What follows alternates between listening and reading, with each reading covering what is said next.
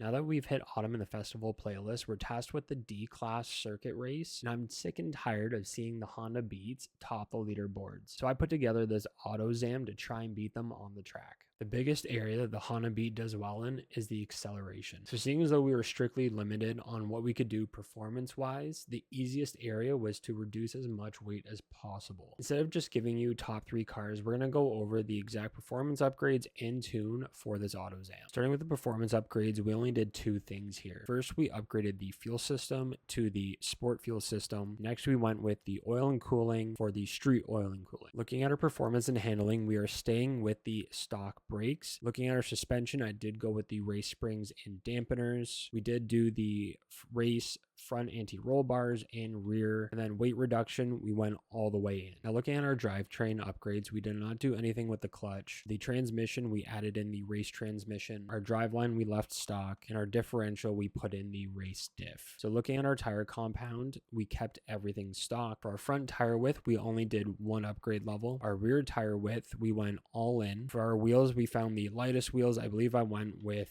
the ADV ones. Now our front track width, 1 upgrade level on that. And for the rear track width, we went fully upgraded. For our aero, at first I had front aero, which I found that it was bogging down our speed too much, especially with cornering. It was a little too heavy. So we only ended up going with a rear wing. Now for our tuning, I think I had about 3 different variations before I came up with this final one. And while it may not be completely dialed into a T, it is still a great competitor against the Honda Beat. Looking at our tire pressure, we have it set to a 2 bar, in the rear at a 1.7 bar. Looking at our gearing, we really had to push our final drive into more acceleration. First, down to 6th gear, we have a nice curve going through, quick shifting ratios. Looking at our alignment for the camber, we did a -1.5 for the front and a -1 for the rear. Looking at our toe, we did 0.1 out in the front, and for the rear, we did -0.1. And our caster, we have at 6. For our anti-roll bars, front we did a 16, and the rear we did a 22. Now looking at our springs, we did a 55.2 in the front and a rear of 62.3.